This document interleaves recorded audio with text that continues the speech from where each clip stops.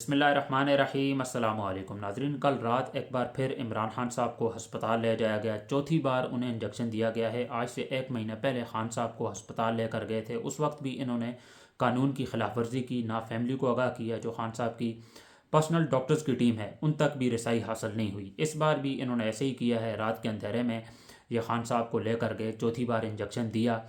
اور یہ بات اب بہت ہی زیادہ نارمل ہو گئی ہے کہ خان صاحب کو آئسولیشن میں رکھنا، فیملی کے ساتھ ملاقات کی اجازت نہ دینا، خان صاحب کے بچوں کے ساتھ ملاقات نہ ہونا، یہ چیزیں اب بہت ہی زیادہ نارمل ہو گئی ہیں۔ ٹیلی فون پہ بات ہوئی ہے عمران خان صاحب کی ان کے بچوں کے ساتھ، اور عمران خان صاحب نے پیغام بھی دیا ہے کہ قاسم خان میرا پیغام پہنچائیں گے لوگوں تک۔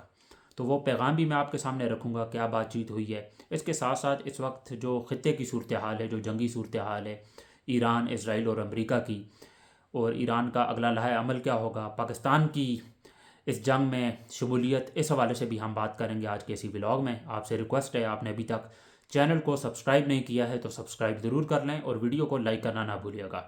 سب سے پہلے ہم بات کر لیتے ہیں عمران خان صاحب کے حوالے سے ہی۔ کل رات انہیں ایک بار پھر ہسپتال لے جایا گیا اور چوتھی بار انہیں انجیکشن دیا گیا ہے، کیونکہ ایک مہینے سے زیادہ کا وقت ہو گیا ہے، اور اگین انہوں نے قانون کی خلاف ورزی کی ہے، نہ فیملی کو آگاہ کیا ہے، اور جو پرسنل ڈاکٹرز کی ٹیم ہے ان سے بھی ملنے نہیں دے رہے۔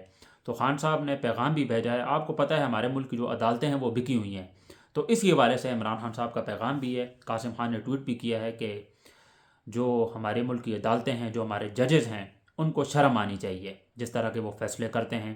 ہماری عدالتیں، ہمارے ججز یہ بکے ہوئے ہیں۔ ہمارا جو ملک ہے وہ اپنے فیصلے خود کر بھی نہیں سکتا۔ ہمارے ملک کے اندر جو فیصلے ہوتے ہیں وہ امریکہ کرتا ہے۔ 47 کے اندر ہمیں آزادی ملی، لیکن ہم ابھی بھی آزادانہ طور پر فیصلہ نہیں کر سکتے اپنے ملک کا۔ اور ابھی بھی جس طرح کی اس وقت جنگی صورتحال جاری ہے، پاکستان جو ہے وہ امریکہ کی سنے گا یا سعودی عرب کی، ان کی اپنی کوئی مرضی بھی نہیں چلے گی۔ تو اسی طرح کا حال ہے ہماری عدالتوں کا بھی، یہ بکی ہوئی ہے، اور ہماری جو ملٹری اسٹیبلشمنٹ ہے ان کے حساب سے یہ عدالتیں چلیں گی، اور میرٹ کا تو کوئی نظام ہی نہیں ہے۔ ہماری معیشت تباہ حال ہے، ہمارے ملک کی عدالتیں بکی ہوئی ہیں، تو ان سے انصاف کی امید تو آپ رکھ ہی نہیں سکتے۔ یہ بات تو بالکل کنفرم ہو گئی ہے۔ اسی لیے عمران خان صاحب نے اپنے پیغام میں بھی یہی بات کہی ہے، قاسم خان نے جو ٹویٹ کیا ہے کہ ہمارے ملک کے جو ججز ہیں ان کو شرم آنی چاہیے۔ اپنا جو ان کی جو غیرت ہے اس کا انہوں نے سودا کر لیا ہے، کچھ سہولیات کے لیے، چند پیسوں کے لیے۔ تو ویسے بھی ہمیشہ کے لیے تو نہیں رہنا۔ اگر جنرل باجوہ کا آپ یہ سمجھ لیں کہ ایک وقت میں وہ پاکستان کے سب سے طاقتور ترین انسان تھے، اور کس طرح کے فیصلے انہوں نے کیے، حکومتیں بنائی بھی، حکومتیں گرائیں بھی، اور جس طرح کے ڈیسیجنز لیے ابھی بھی ہم وہ بھگت رہے ہیں۔ آپ یہ سمجھ لیں کہ اس وقت پاکستان کے اندر جتنے بھی مسائل چل رہے ہیں اس کا لنک کہیں نہ کہیں جنرل باجوہ سے ہی ملتا ہے۔ شروعات وہاں سے ہوئی اور آپ ختم کریں گے field marshal general Asim Munir. تو اگر جنرل باجوہ کا، وہ بھی اس وقت کافی آپ یہ سمجھ لیں کہ مشکل فیز سے گزر رہے ہیں، شاید اپنے آخری لمحات اپنی آپ یہ سمجھ لیں کہ گزار رہے ہیں۔ کتنے دن رہ گئے، کتنے سال باقی رہ گئے، یہ اب اللہ کو ہی پتہ ہے، لیکن اس وقت بہت ہی برے حالات ہیں ان کے۔ تو یہی برے حالات field marshal general Asim Munir کے بھی ہوں گے۔ ہم امید کرتے ہیں کہ اس طرح کے حالات ہوں، اور وہ ہوں گے۔ کب تک یہ آپ یہ سمجھ لیں کہ استثناء لے کر بیٹھے رہیں گے؟ اللہ کی جو لاٹھی ہے وہ بڑی بے آواز ہے، اور اللہ نے ان سے بدلہ لینا ہے اور انتقام لینا ہے، کیونکہ پاکستان کی عوام کے ساتھ جس طرح کا ظلم انہوں نے کیا ہے، جس طرح کی فستیت ہمیں دیکھنے کو ملی ہے، انہوں نے خواتین کو سڑکوں میں گھسیٹا ہے، پاکستان کی معیشت کو تباہ کیا ہے، امریکہ کے ساتھ سودے کیے ہیں، فلسطین کے اندر معصوم لوگوں کو مارا جا رہا ہے، اور ہماری جو گورنمنٹ ہے انہوں نے غزہ پیس آف بورڈ سائن کیا ہے۔ تو ظلم کی تمام حدوں کو انہوں نے پار کیا ہی ہے، اور جو شیعہ کمیونٹی ہے ان کے ساتھ جو میٹنگ ہوئی ہے field marshal general Asim Munir کی، اس میں دھمکی دے رہے ہیں یہ شیعہ علماء کو کہ اگر آپ کو ایران کے ساتھ اتنی زیادہ ہمدردی ہے تو آپ چلے جائیں ایران۔ حالانکہ ان سے کوئی یہ کہ حالانکہ کافی سارے جو شیعہ علماء ہیں انہوں نے اس بات کا پھر بڑا غم و غصے سے انہوں نے اظہار کیا ہے کہ ان کے امریکہ کے ساتھ بڑے اچھے تعلقات ہیں، انہوں نے اپنے ضمیر کا سودا کیا ہے، تو یہ وہاں امریکہ چلے جائیں۔ ویسے بھی ریٹائرمنٹ کے بعد یہ پاکستان کے اندر تو رہنا پسند بھی نہیں کرتے، پاکستان کے اندر تو انہوں نے رہنے ہی نہیں ہے ریٹائرمنٹ کے بعد، تو یہ امریکہ چلے جائیں اور اسرائیل چلے جائیں۔ کیونکہ اچھا، کل میں اسد الدین اویسی جو کہ بھارت سے ہیں اور حیدرآباد سے ان کا تعلق ہے، انہوں نے کہا ہے کہ پاکستان جو ہے وہ اسرائیل کا چھوٹا بھائی ہے۔ ایک طرف اسرائیل والے جو ہیں وہ غزہ اور ایرانیوں کو نہیں چھوڑ رہے، اور ہماری جو پاکستان کی گورنمنٹ ہے، ہماری جو ملٹری اسٹیبلشمنٹ ہے وہ افغانیوں کو نہیں چھوڑ رہی۔ 400 لوگ انہوں نے افغانستان کے اندر مار دیے ہیں. ابھی یہ کہہ رہے ہیں کہ ہم نے نہیں مارے، حالانکہ جتنے بھی انٹرنیشنل جو میڈیا ہیں، انٹرنیشنل جو رپورٹس ہیں، اس کے مطابق انہوں نے 400 سے زائد بندوں کو افغانستان کے اندر مار دیا ہے. 400 سے زائد. اور ہاسپٹل کو ٹارگٹ کیا ہے جس کے اندر جو ڈرگ ایڈکٹ جو لوگ ہیں ان کا علاج ہو رہا تھا. تو وہاں انہوں نے 400 سے زائد لوگوں کو مار دیا ہے. اب یہ میں نہیں کہہ رہا، یہ جو CNN کی رپورٹس ہیں، آپ BBC سن لیں، آپ الجزیرہ کی رپورٹس دیکھ لیں، اس کے مطابق 400 سے زائد لوگوں کو مار دیا ہے. تو ان میں اور اسرائیل میں اس کے بعد کیا فرق رہ گیا ہے؟ وہ ادھر ان کو مار رہے ہیں، ایرانیوں کو مار رہے ہیں، اور ہماری جو فیلڈ مارشل ہیں وہ کہتے ہیں کہ ہمارے معاہدے ان کے ساتھ. تو لہٰذا آنے والے دنوں میں آپ یہ بات دیکھ سکتے ہیں کہ پاکستان کی جو گورنمنٹ ہے، جو field marshal general Asim Munir ہیں، وہ حملہ کریں گے ایران کے اوپر بھی. جس طرح کے جس طرح کے حالات آپ دیکھ رہے ہیں، فیلڈ مارشل نے حملہ کرنا ہے ایران کے اوپر بھی. اور ایران نے اپنا آپ صاف موقف رکھ دیا ہے. اب جو یورپی یونین ہے انہوں نے کہا ہے کہ ہم ایران کے ساتھ مذاکرات کرنا چاہتے ہیں، جو ابنائے ہرمز ہے اسے کھولا جائے. تو ایران نے اپنی کچھ ڈیمانڈز رکھی ہیں.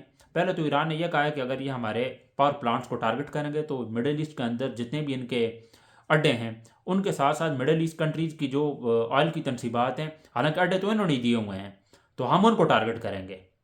اور ایران اس میں بالکل ٹھیک ہے. اگر آپ ان کو اڈے دینے کے لیے تیار ہیں تو ایران بھی اس کے بعد سٹرائک کرے گا، کیونکہ اگر آپ ایران کے پاور پلانٹس کو سٹرائک کریں گے، ان کو نقصان پہنچائیں گے، ان کے نیوکلیر پاور کو، نیوکلیر پروگرام کو اگر آپ نقصان پہنچائیں گے تو اس کے بعد ایران بھی رسپونڈ کرے گا. ایران چپ نہیں بیٹھے گا. ایران نے یہی بات کہی ہے. ایران نے کچھ ڈیمانڈز رکھی ہیں. انہوں نے کہا ہے سب کے لیے ابنائے ہرمز کھلا ہے، سوائے ان کے جنہوں نے یہ جنگ شروع کی ہے. امریکہ ہو گیا ہے اور اسرائیل، ان کو ہم یہ نہیں دیں گے. اور انہوں نے کچھ ڈیمانڈز رکھی ہیں، جو چائنی کرنسی ہے اس پر ہم پیسے لیں گے، ہم وہ اماؤنٹ لیں گے. ہم جو ہے ڈالر کو بھی نہیں مانتے. حالانکہ ایران نے تو یہ جنگ شروع نہیں کی ہے. جنگ جو شروع کی ہے وہ تو کی ہے امریکہ اور اسرائیل نے. انہوں نے پہلے سٹرائک کی ہے، بلکہ دھوکہ دیا ہے انہوں نے کہا ہے کہ ہم آپس میں بات کریں گے، مذاکرات کریں گے. اس کے بعد اچانک انہوں نے سٹرائک کیا ہے. اور ایران اس وقت بالکل اکیلا کھڑا ہے.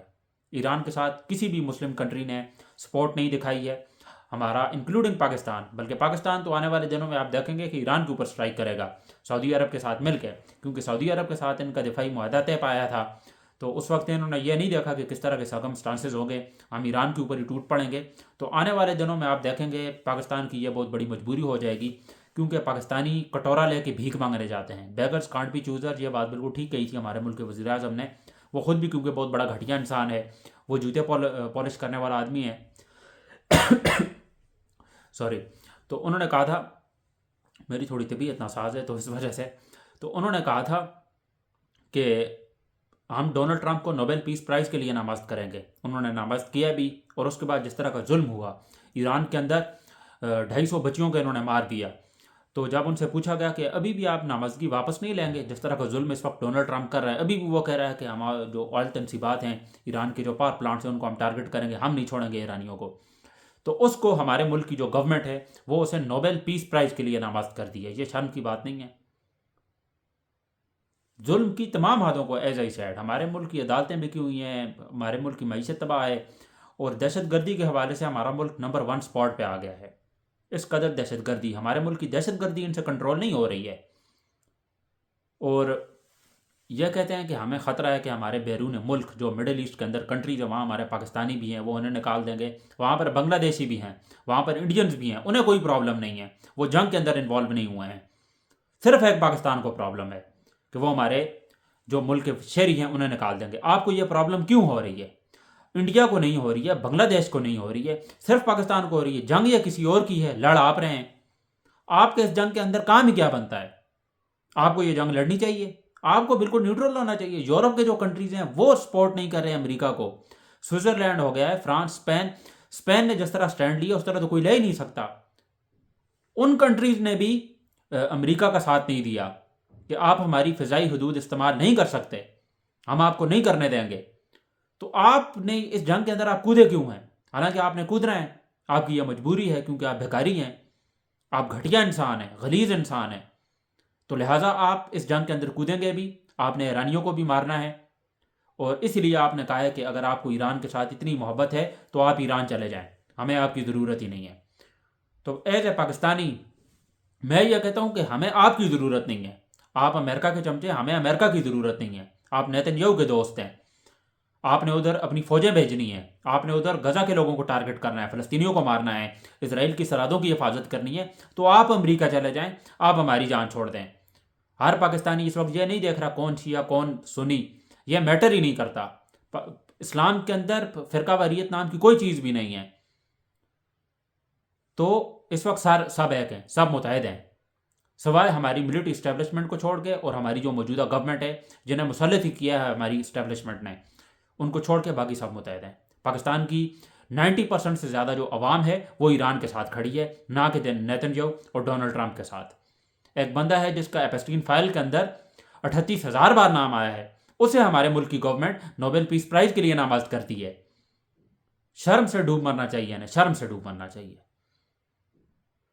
تو اس طرح جو ہے اس وقت کے کچھ حالات حاضرہ ہیں مڈل ایسٹ کے اندر بھی، اور ہمارے ملک کے حالات بھی اس وقت بہت ہی زیادہ خراب ہیں۔ مہنگائی جو ہے وہ آسمان سے بھی، آپ یہ سمجھ لیں کہ راکٹ ہو گئی ہے، وہ تو وہ کنٹرول ہو ہی نہیں رہی ہے۔ پیٹرول کی قیمتیں آپ کے سامنے ہیں، اور آنے والے دنوں میں یہ مزید بڑھیں گی۔